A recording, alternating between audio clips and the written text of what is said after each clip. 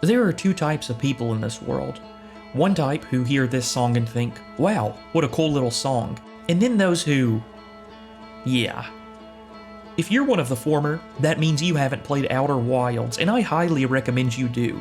I'll be spoiling major parts of the game from here on out, so I encourage you to click off of the video, go explore the galaxy, be curious, and come back.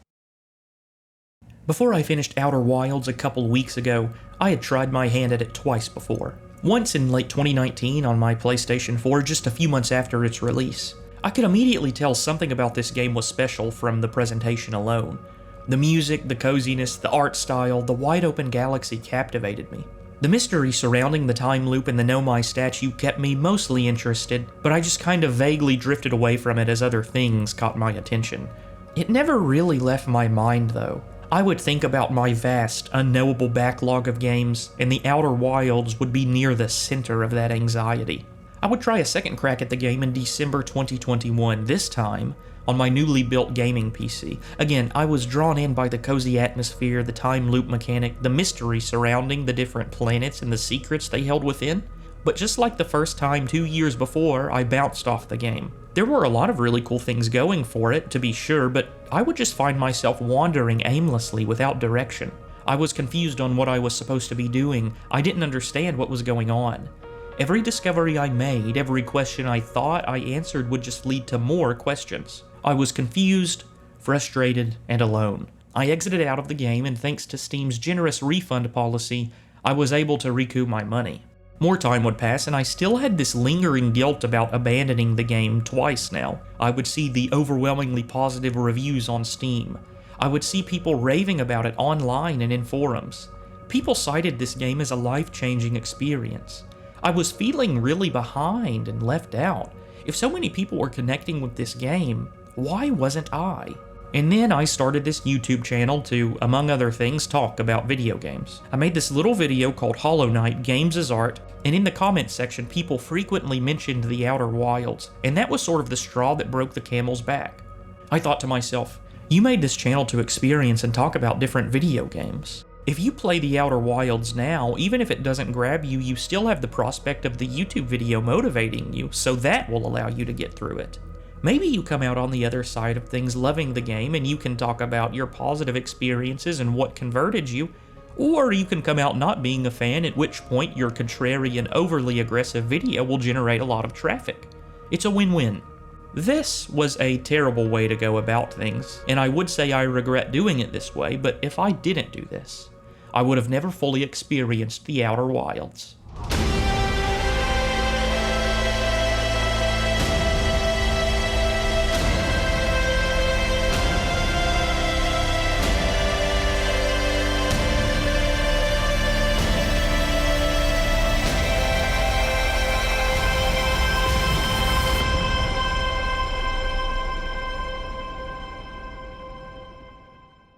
I didn't jump into my third expedition of the Outer Wilds immediately loving it. In fact, I had many of the same problems as before. I would spend so much time chasing dead ends, the knowledge that I did find often felt unfulfilling minus a few key discoveries. I wouldn't say I was hating the game or actively disliking it, I just sort of found myself indifferent to it. The music was great, the design of the planets were mesmerizing. I could tell so many talented developers, designers, and artists poured their heart and soul into making this solar system. It just wasn't really grabbing me like I wanted it to. And then, I met Gabbro. He was hanging out on Giant's Deep, one of the most unwelcoming planets in the game, chilling on a hammock and petering away at his flute. Well, this guy's odd, I thought to myself. He seems really calm given the circumstances. Yet, once you talk to Gabbro, you realize he's in the same exact situation as you. Stuck in the time loop, just enjoying life for what it is. After all, nothing matters because there's always next loop, right? And this conversation right here was the key to me greatly increasing my enjoyment with the Outer Wilds. You see, the problem was, I was treating Outer Wilds like a traditional video game, and it definitely is not that. The gameplay loop and reward system of Outer Wilds doesn't quite work like most video games do. The Outer Wilds is completely knowledge-based. There are no power-ups, no new equipment that will help you reach new areas. The only thing that changes in this world is your knowledge of it. You can only get more powerful by being curious about the Nomai and the planets they inhabited. Looking back on it, I attribute a lot of the initial friction I had with the Outer Wilds to my infatuation with roguelites. On the surface, the Outer Wild is a roguelike. You die, or make it to the end of the loop, and you're sent back to the beginning. However, in a traditional roguelike, death is a punishment. You'll lose your gear, your levels, maybe your knowledge of the randomly generated map. It never feels good to die. If you die in a roguelike, or most video games for that matter, it's because you made a mistake. But here in the Outer Wilds, what do you really lose upon death? Maybe the minute or so of travel time it took you to get to the planet you were exploring? It's never anything more than the most minor of inconveniences, and sure, some deaths will be your fault, but until you've discovered how to get to the eye of the universe, you've got no choice but to helplessly watch the sun's supernova at the end of that 22-minute loop. And when I realized this fact, that I could just let go and be cool with whatever, that's when I started enjoying Outer Wilds a lot more. Fly into the sun? No big deal. Eaten by the anglerfish? Frightening, but there's always next loop. Got crushed by the rising sand in the sunless city? Don't sweat it. Over the next 8 hours or so of gameplay, the Outer Wilds was finally clicking with me. By letting go, by accepting every death, every occurrence, every mistake for what it was, I was able to enjoy the game so much more. I had explored nearly every crevice in the galaxy, solved nearly every mystery to be solved, except one: the Tower of Quantum Knowledge. I could not, for the life of me, figure out how to get into the Tower of Quantum Knowledge. I found it hours ago, and I had tried nearly every way I knew how to get into it. I had even tried cheesing the game and flying my ship in through the bottom. It stumped me, and while I thought I had nearly everything I needed to get to the eye of the universe, I wanted to solve this one last mystery just to be sure every piece of the puzzle was in place. I would close the game unsuccessful in my attempts to get into the tower, and all I could think about was how I could possibly get in that damn building. The aha moment never came. I got so frustrated, so upset, I started drifting away from the game. And then, I did something that I would deeply regret immediately after doing. I looked up how to get into the Tower of Quantum Knowledge on the internet. And as with most revelations in the Outer Wilds, as soon as I learned, I felt so stupid for not figuring it out myself. It was so easy, so simple. Just have patience and the tower will eventually be sucked into the black hole at the center of the planet, where you can soon follow and get into the tower once it's in its zero-gravity environment. I went forward learning the knowledge the tower had to offer. I completed my journey to the Quantum Moon, and while the knowledge gained here does affect the ending because without it, Solanum will not be at the Traveler's Campfire, it isn't necessary to see the ending.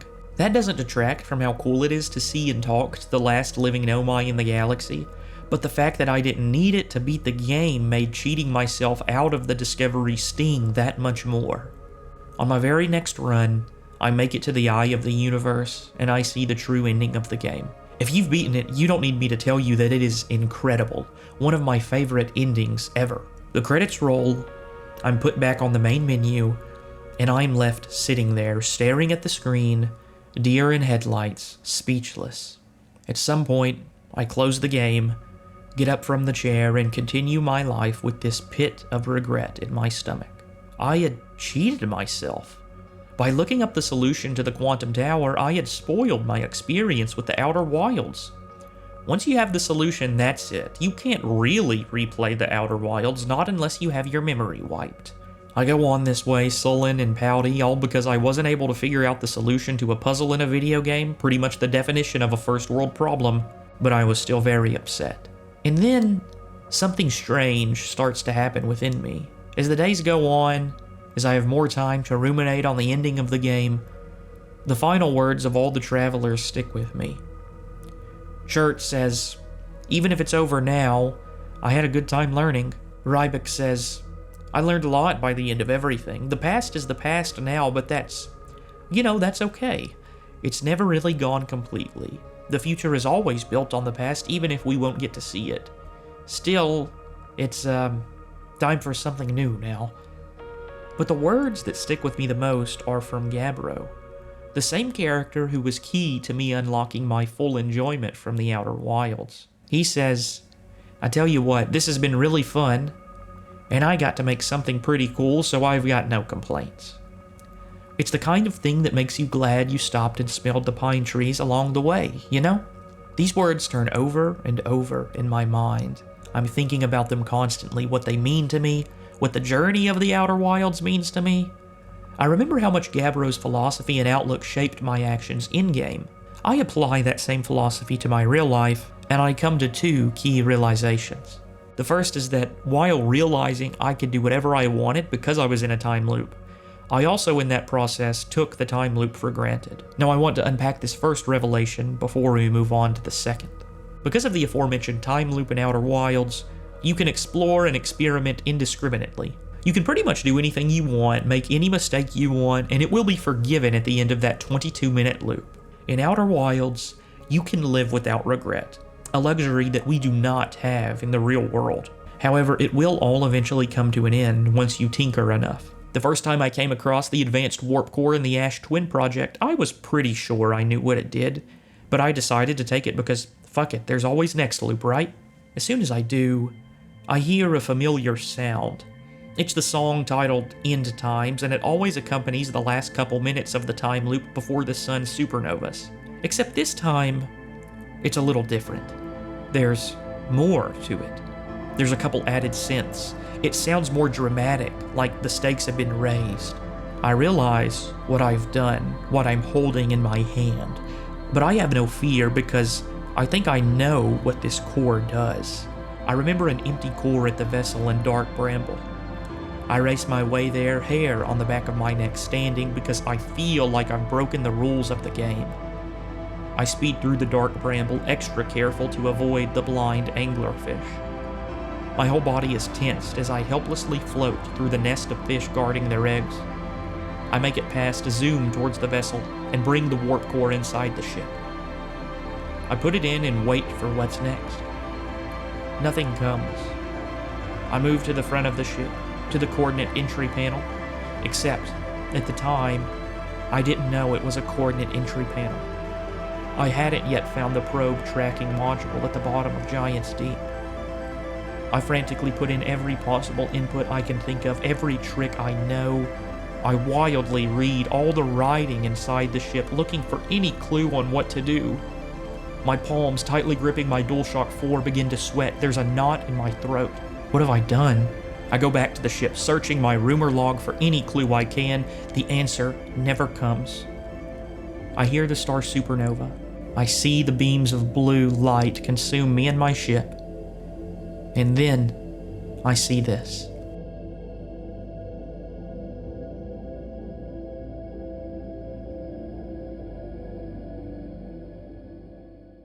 The credits roll. My mouth is agape. I can't believe it. I'm sent back to the main menu, and I stay there for quite a while. I can see where I can reload my save, but that doesn't matter to me. The shock of having that time loop cushion taken away from me, and the consequences of it shook me. I feel something come over me, a feeling I haven't felt during my entire playthrough of the Outer Wilds. Regret.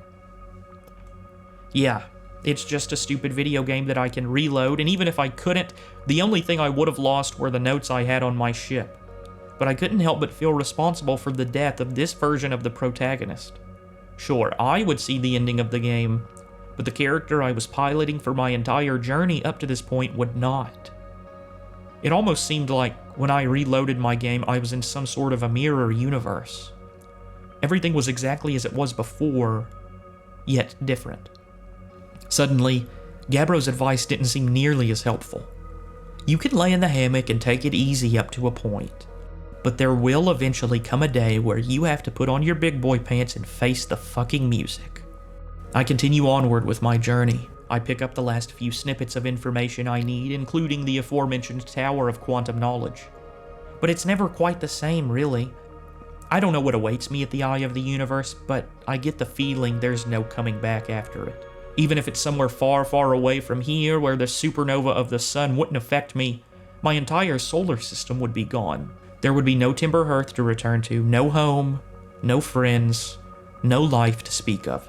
My journey through the Outer Wilds from here on out gets really somber, knowing it will eventually come to an end because of my actions chiefly. There was also a curiosity to this as well. Now that I was nearly certain how to get the true ending of the game, I sort of beelined it there to collect every piece of information I could.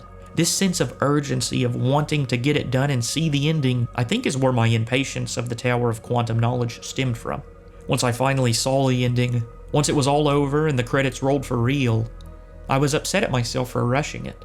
I should have taken more time to stop and smell the pines. I wish I wouldn't have been in such a rush to see the end of the game.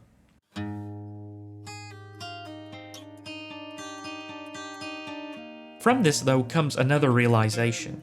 Gabbro's final words resonate with me as well as the rest of the travelers. The first lesson I learned post-ending is that I took most of it for granted, but the second lesson I learned, the one that is more important, more impactful to me, is that I should let go of all the regret. No regret for bouncing off the game twice before, or playing the game just because I feel like I have to. No regret for looking up the solution to the Tower of Quantum Knowledge. No regret for rushing towards the ending of the game once it was clear what I had to do. I sort of, in a way, circled back to the first lesson Gabbro taught me, to just let go and let be, except this time. Do it not because you're in a time loop and are free from any existential consequences, but precisely because you are in real life. The past is the past, what's done is done. Maybe there will be an Outer Wilds 2, or a sufficient successor from another developer, or maybe we'll never get a game quite like this again. We don't live in a time loop, we don't have the luxury of being able to die in horrible ways and then come back to life, but we do open our eyes and start a new day every day. Now when you open your eyes, you may not see the green hue of Giant's Deep backdropping the launch of the orbital probe. You may instead open your eyes to the bedroom ceiling of your house, your apartment, your car, maybe a stranger's house, a hotel, or the stars shining through the thin veil of a tent. You get to choose what you do each day. Some days you have really good days. You're motivated and energized. Everything seems to go your way. Other days you may not get much of anything done. You may experience a lot of pain, physical and mental. You may become anxious or scared or think that whatever you're doing is a waste of time. Just know that one day, those eyes won't open again, and I know that sounds fucking scary, but it should be the opposite. It should be freeing. I'll never get the solution of the Quantum Tower back. Why fret? What's done is done. The Outer Wilds was such a great experience. The planet design, the music, the art, the puzzles, all of it. But what sticks with me the most, what will stay with me for the rest of my life, is how the game taught me to not live with regret. So yeah, fly into the sun, burn a marshmallow, make the best of each day. Do something you've never done before. Go somewhere that's new and scary to you. Don't always be looking for answers and a way forward. Sometimes, just enjoy the journey for what it is. Look up the solution to puzzles that stump you. Don't try to enjoy something just because someone else says you should. If you mess up or make a mistake, don't sweat it. Maybe your mistake will be noticed for centuries after you're gone. Or maybe it will be just a trace in the sand in the wind. Even then, one day, this will all be gone. Thanks for watching.